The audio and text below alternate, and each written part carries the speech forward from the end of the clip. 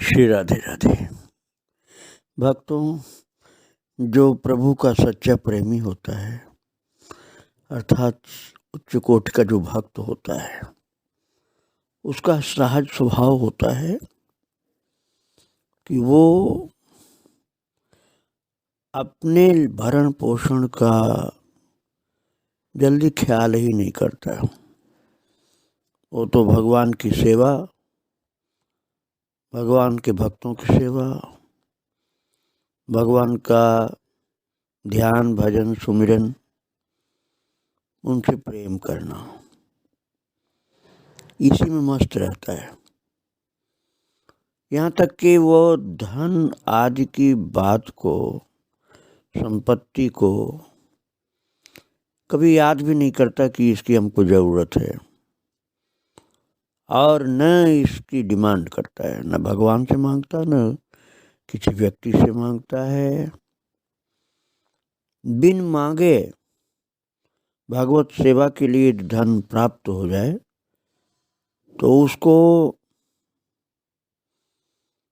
इच्छा प्रभु की ऐसी मान करके, स्वीकार करके फिर भगवान के सेवा में ही लगा देता है।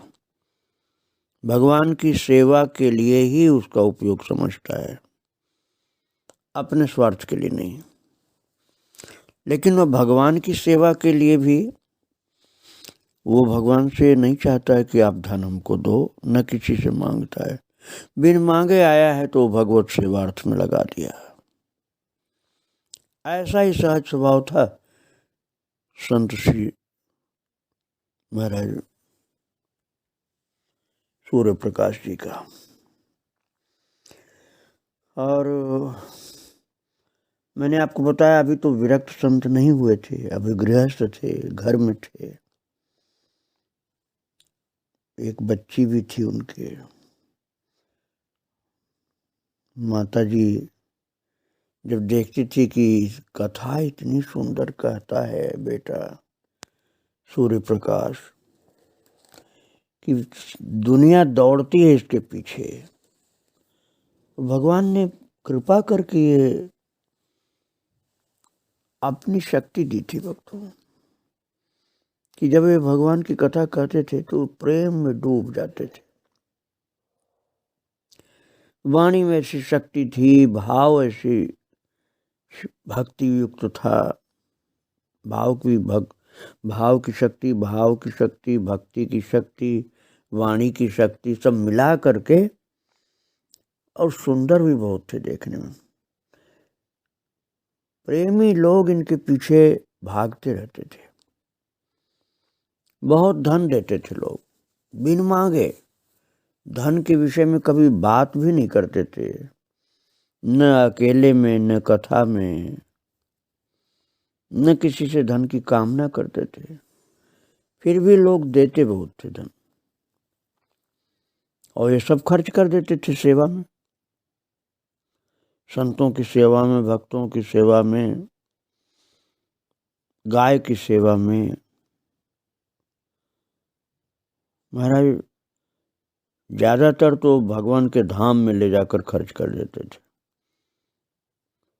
तो इनकी माता ने कहा कि बेटा तुम इतना पैसा कमाते हो, तुम्हारा पैसा टिकता ही नहीं, सब साधु संतों भक्तों की सेवा में खर्च कर देते हो।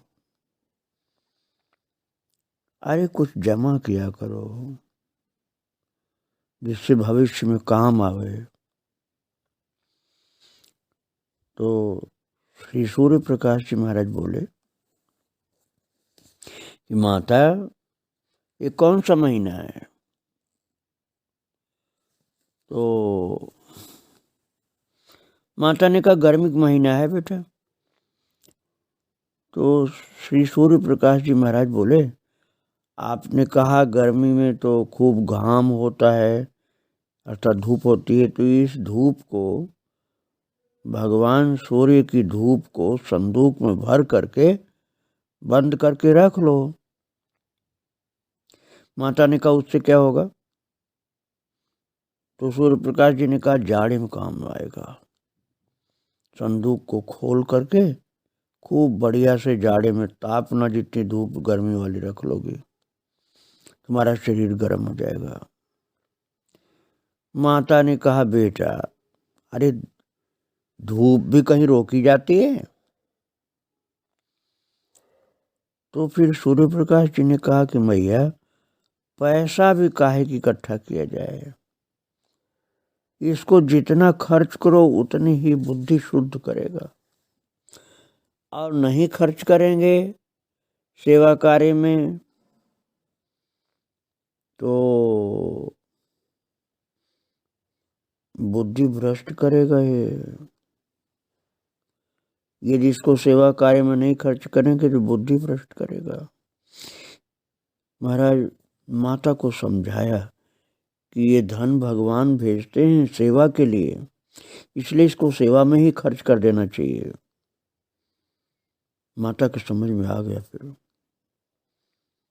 ये मेरा बेटा संत है और इसका कहना बिल्कुल सत्य है। मन इतना पवित्र था सूर्य प्रकाश जी महाराज का, निर्मल था, निश्चल था कि सदा राम जी के भाव में स्थित रहते थे। प्रातःकाल स्नान करके तिलक स्वरूप करते थे, फिर नारायण मंत्र का जाप करते थे। उस समय महाराज जी की विरक्त दीक्षा नहीं हुई थी, और बाद में रामहर्षण दास जी महाराज जिनका चरित्र आप सुन चुके हैं, उनसे इनकी विरक्त दीक्षा हुई थी। और जब विरक्त दीक्षा नहीं हुई थी तब की बात मैं बता रहा हूँ कि सुबह नारायण मंत्र जप किया, उसके बाद रघुनाथ जी की सेवा करते थे। रघुनाथ जी मैं आपको कल सुना चुका हूँ, जो बजरंगी भक्त ने ठाकुर जी का स्वरूप दिया था उनका नाम था रघुनाथ जी।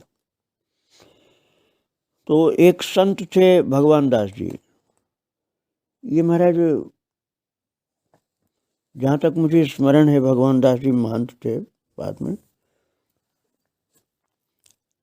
रामहर्षण कुंज जो अयोध्या जी में है उनके उस जगह के महंत थे। तो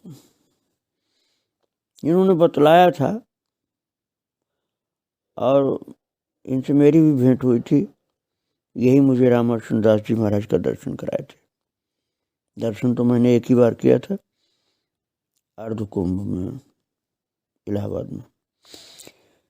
तो ये बतलाते थे रघुनाथ दास जी की सेवा करते थे जब सूर्य प्रकाश जी, तो ऐसी अद्भुत सेवा थी। भगवान दास जी कहते थे कि मैंने अपनी आंखों से देखा कि रघुनाथ जी को आधे आधे घंटे हृदय से लगाए हुए बैठे रोते रहते। सूर्य प्रकाश जी रघुनाथ, अब आपको याद आ गया होगा जो ठाकुर जी के स्वरूप थे राम जी के, रघुनाथ जी, उनको हृदय से लगाए हुए आधे आधे घंटे रोते रहते, और दोनों आंखों से लगातार जैसे गंगा जमुना की धारा चल रही आंसू की धार गिरती थी। हृदय से लगाते, कभी बाएं कंधे से कभी दाहिने कंधे से, जैसे एक मित्र दूसरे मित्र को भेंटता है, जैसे माताएं अपने बहनों को भेंटती हैं, और भाई भाई को भेंटते हैं, कभी दोस्त दोस्त से मिलते हैं, उसी तरह से रघुनाथ जी से मिलते थे सूर्य प्रकाश जी।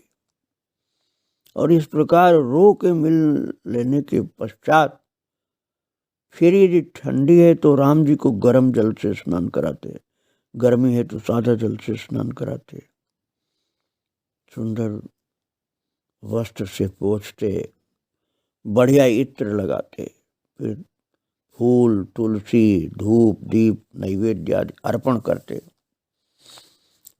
और इतने भाव से ये सब करते थे, सेवा की देखते ही बनता था। भक्त लोग आनंदित हो जाते थे जो देखते थे। व्यवस्थित ढंग से रघुनाथ जी की सेवा करते हैं। भगवान दास जी महाराज संत बताते हैं कि उसका वर्णन करना संभव नहीं, जिस भक्ति से प्रीति से रघुनाथ दास जी की सेवा, रघुनाथ भगवान की सेवा ही करते थे। खूब बढ़िया बढ़िया प्रेम से भोग लगाते थे, आरती उतारते थे।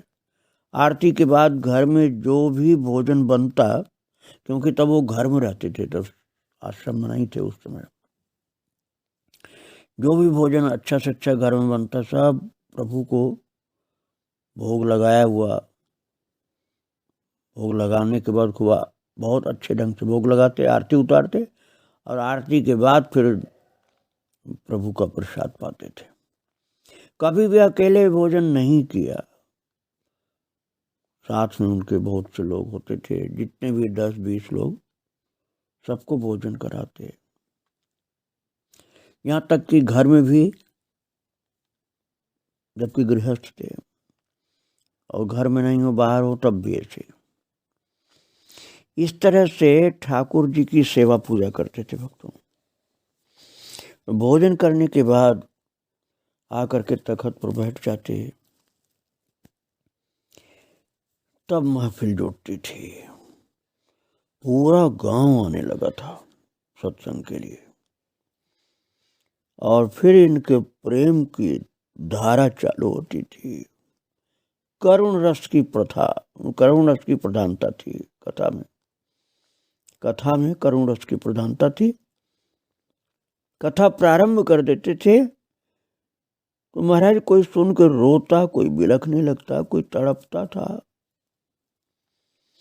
कोई इनके पांव दबाने लगता, कोई चरणों में गिर जाता। इस तरह सूर्य प्रकाश जी की दिनचर्या नित्य प्रति चलती थी। उसके बाद 1 घंटा विश्राम करते। जिन संतों ने देखा था, भक्तों ने देखा था, वो कहते हैं कि सोते समय जरा सी कोई आवाज हुई हल्की सी, तुरंत आंख खुल जाती थी और इस प्रकार सोते थे कि झट से जग जाते थे। 1 घंटा विश्राम के बाद स्नान करते, और स्नान के बाद कुछ भोग लगा करके रघुनाथ जी की आरती करते। आरती के बाद स्तुति के बाद कीर्तन करते बहुत देर तक। फिर कीर्तन के बाद फिर भजन होता, फिर राम कथा चालू करते शाम को, और कथा कहने के बाद फिर ठाकुर जी का भोग लगता। तब जितने लोग उपस्थित रहते सब के सब प्रसाद पाते। और लोग पत्र भेज भेज कर, उस समय फोन का जमाना नहीं था, मोबाइल तो खैर उठा ही नहीं, हाथ में फोन भी नहीं होते थे, तो पत्राचार द्वारा पता लगा करके भक्त लोग पहुंचते रहते थे। बड़े प्रेम से भक्तों से मिलते थे, कथा वार्ता करते रहते थे, और कथा करने में जैसे उनको कभी थकान नहीं होती थी, चलती रहती थी कथा उनकी। और इस प्रकार रात्रि को विश्राम करके, रात्रि में भी महाराज कभी कभी तो गुरुदेव की चर्चा में तल्लीन रहते थे। गुरुदेव रामचरण दास जी से दीक्षा बाद में ले ली थी, तो वो उनकी चर्चा करते रहते। भगवान की चर्चा, गुरु की चर्चा बड़े भाव से करते थे। गुरु के गुणगान करते थे, जैसे भगवान का गुणगान, ऐसे गुरुदेव का गुणगान करते थे। गुरु के अंदर न जाने कितने अनंत गुण इनको दिखलाई पड़ते थे। भक्तों में दृष्टि की बात होती है। गुरुदेव का शरीर तो मनुष्य का ही शरीर होता है, लेकिन जो सच्चे प्रेमी भक्त होते हैं उनको गुरुदेव के अंदर गुण ही गुण दिखलाई पड़ते हैं, और उन गुणों को गा गा करके प्रेम से आंसू बहाने लग जाते थे कि हमारे गुरुदेव कितने महान हैं। और भगवान से प्रेम तो अपार था, लेकिन महाराज कभी कभी भगवान से भी रूठते थे प्रेम की अधिकता के कारण। भगवान के लिए 2 पद रोजाना बनाते थे और उनको हृदय से लगा करके उनकी पूजा करते। और कभी कभी जब नाराज होते थे तब गा करके कहते थे, हमारी गलियां प्यारे अब मत आना, ऐसे गाते थे महाराज। कोई पूछता तो महाराज ऐसा भगवान को क्यों बोल रहे हो, तो जल्दी जवाब नहीं देते थे। बाद में जब सामान्य अवस्था में आ जाते, रोना धोना बंद हो जाता, तब कोई सच्चा प्रेमी पूछता कि बाबा आपको क्या हो गया था, आप ऐसे भगवान को क्यों बोल रहे थे कि हमारी गलियां प्यारे अब मत आना। तब बताते थे रघुनाथ जी से कुछ खटपट हो गई थी मेरी, और इसलिए मैं रोने लग गया था। एक बार तो लगातार 3 दिन तक रोते रहे। एक संत ने बहुत प्रेम से पूछा कि महाराज बता तो दीजिए क्या बात है। तो तीसरे दिन फिर बोले कि रघुनाथ जी ने हमसे कुछ ऐसा कहा था कि मैं नाराज हो गया था उनसे, नाराज होकर के कुछ खटपट हो गई थी। अब आप ये समझिए ठाकुर जी के स्वरूप थे रघुनाथ जी, श्री विग्रह, लेकिन उन्होंने कुछ कहा था, अर्थात बात करते थे वो। रघुनाथ जी की इनसे बात होती थी, इसलिए कह दिया था कि हमारी गलियां अब तुम मत आना, मेरी गलियों में मत आना। और भगवान से प्रेम अपार था, लेकिन एक लीला ऐसी हो गई थी। फिर उसके बाद कितना रोए कि मैंने ऐसा क्यों कर दिया भगवान को कि तुम मेरी गली में नहीं आना। वो प्रेम की अधिकता के कारण कुछ खटपट हुई थी। उसके बाद तो बहुत रोए, पछताए, मनाए कि मेरे मुंह से ऐसा क्यों निकल गया आपके लिए। अद्भुत लीला थी भक्तों, भगवान के साथ भक्त की लीला चलती रहती है। रघुनाथ जी से प्रत्यक्ष साक्षात बात करते थे। आप ये समझिए कि इनके रघुनाथ जी प्रत्यक्ष ही थे, जैसे कोई सामने बैठा हो, ऐसे मान लीजिए आप।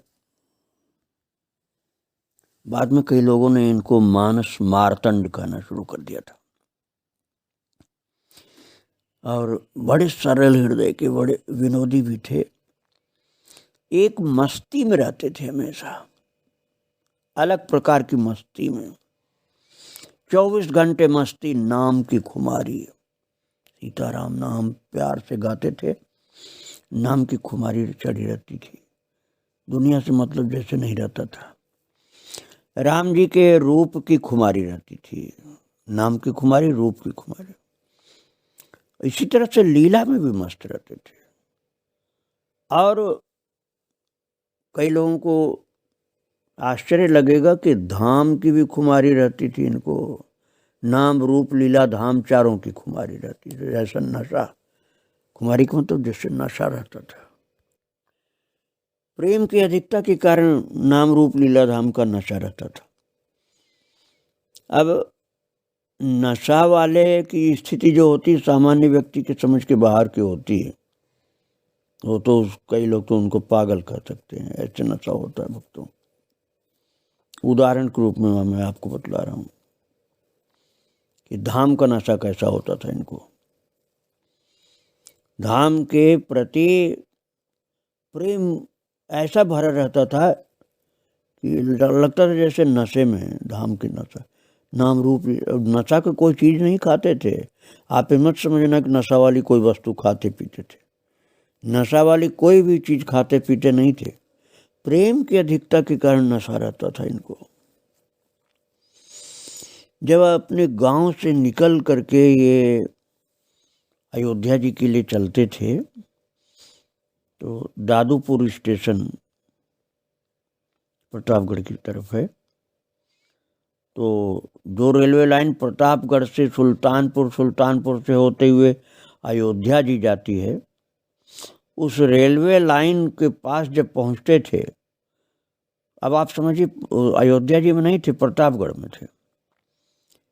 प्रतापगढ़ में उनका जन्म हुआ था। तो जब वहाँ से अयोध्या जी के लिए जाते थे तो रेलवे लाइन दादूपुर स्टेशन है वहाँ से रेलवे लाइन सुल्तानपुर जाती है, सुल्तानपुर से अयोध्या जाती है। तो उस रेलवे लाइन को साष्टांग दंडवत करते थे वो।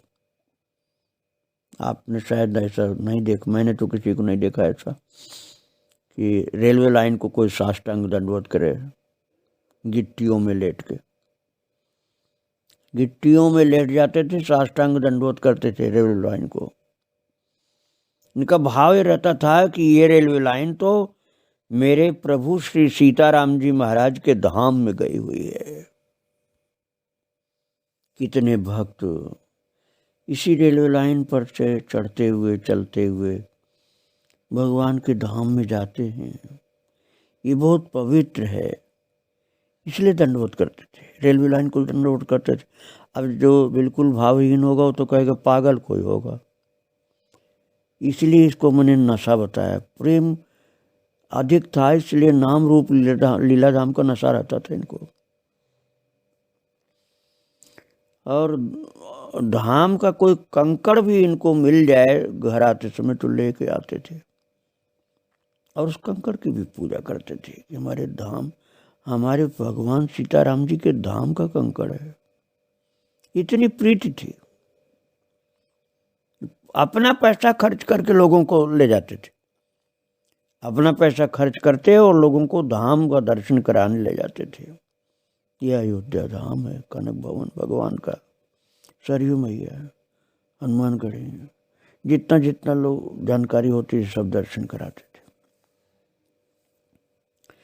एक बार इनकी लड़की जब वो छोटी सी थी, तो बच्चे अपनी बुद्धि के हिसाब से बात करते हैं, तो छोटी सी लड़की ने सूर्य प्रकाश जी से कहा, पिताजी इस भैंस को भी अवध धाम ले जाइए, अयोध्या जी का दर्शन कराइए। इन्होंने पूछा क्यों? बोली ये भी तो जीव है, ये आपके यहाँ रहती है, इसका जन्म यहाँ हुआ है, भैंस रूप में जन्म हुआ है, इसको ले चलिए तो इसका भी कल्याण हो जाएगा, इस जीव का भी कल्याण हो जाएगा। महाराज बेटी का ऐसा भाव सुन करके सूर्य प्रकाश तो एकदम प्रेम विभोर होकर के रोने लगे कि इसका कहना तो ठीक ही है, इसको भी भगवान के धाम का दर्शन मिलना चाहिए। प्रेम विभोर व्याकुल हो गए, लेकिन भैंस को तो धाम में कैसे ले जाते हैं, किंतु भाव विभोर हो गए कि कन्या जो कह रही वो सही कह रही है। और जीवों को, मनुष्यों को भगवान के धाम का दर्शन मिल जाए इसकी चिंता उनको रहती थी, और पैसा खर्च करके लोगों को प्रार्थना करके विनती करके ले जाते थे कि अयोध्या जी का दर्शन तो कर लीजिए भक्तों जैसे अयोध्या जी महान, ऐसे श्री वृंदावन धाम प्रेमी लोग धाम का दर्शन करने जाते हैं, जीवों के कल्याण के लिए ले जाते थे। माघ मेला में तो हर साल जाते थे 1 महीने के लिए। लोगों को शरणागति प्राप्त हो इसके लिए गुरुदेव की शरण में ले जाते थे।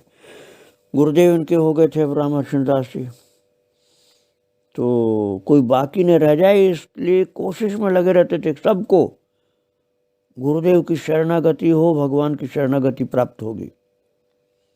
तो कोई व्यक्ति बाकी था तो सूर्य प्रकाश जी ने बताया कि एक व्यक्ति का नहीं हुआ शरणागति, गुरुदेव आप कृपा करके उसको भी स्वीकार कर लीजिए, इस जीव पर भी कृपा कर दीजिए, नहीं तो मर जाएगा तो क्या होगा फिर इसका।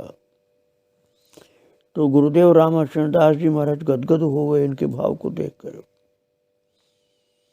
उन्होंने कहा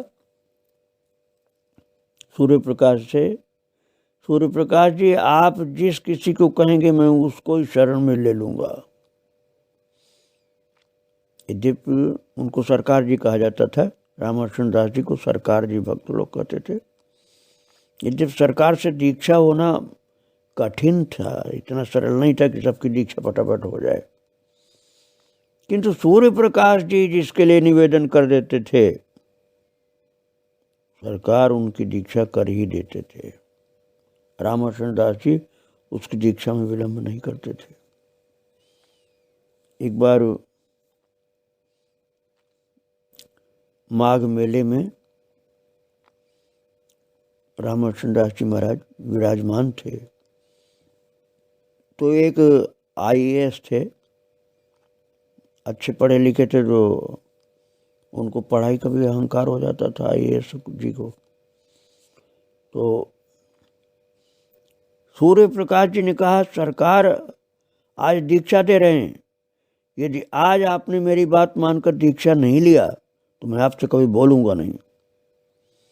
तो वो जो आईएएस जी थे, अधिकारी बड़े थे, उनको सूर्य प्रकाश जी को तो मानते थे वो, लेकिन उनको लगता था कि दीक्षा लेके मैं क्या करूँगा। तो बहाना बनाया कि मैं अभी नहाया नहीं हूँ। सूर्य प्रकाश जी ने कहा, अभी धोती लो, अभी लोटा लो, अभी स्नान करो, तुरंत तैयार हो जाओ। और उनके कहने से फिर वो तैयार हुए, दीक्षा भी हो गई, और दीक्षा लेने के बाद भक्ति में भी लग गए। ऐसे जीवों का कल्याण करते थे, जबरदस्ती कल्याण करने के लिए लगे रहते थे। और गुरुदेव से प्रार्थना करते थे कि आप इस जीव को शरण में ले लीजिए, जिससे भगवान का हो जाए, राम जी का हो जाए, नहीं तो इसका जीवन व्यर्थ हो जाएगा। ये संभाल करके आचार्य निष्ठा, नाम निष्ठा, लीला निष्ठा, धाम निष्ठा सब बता करके परिपक्व कर देते थे वो। और उनको विश्वास रहता था गुरुदेव श्री रामकृष्ण दास जी को कि ये सूर्य प्रकाश जिसको दीक्षा के लिए लाएगा उसको यही परिपक्व भी तो कराएगा, सत्संग के द्वारा भक्त बना देगा। इसलिए महाराज गुरुदेव विश्वास कर लेते थे और दीक्षा कर देते थे। चिंता नहीं करते थे कि अरे तो पहले कभी आया नहीं पास में, कैसे भक्ति करेगा। उनको विश्वास था कि ये जिसको लाया है शरण में उसको यही संभालेगा। भक्तों, इनकी गुरु भक्ति थी ऐसी, जीवों पर कृपा ऐसी थी इनकी बातों को मैं आपको आगे और सुनाऊंगा। आज यहीं प्रणाम करके विराम दे रहा हूँ भक्तों। श्री राधे राधे, जय श्री राधे।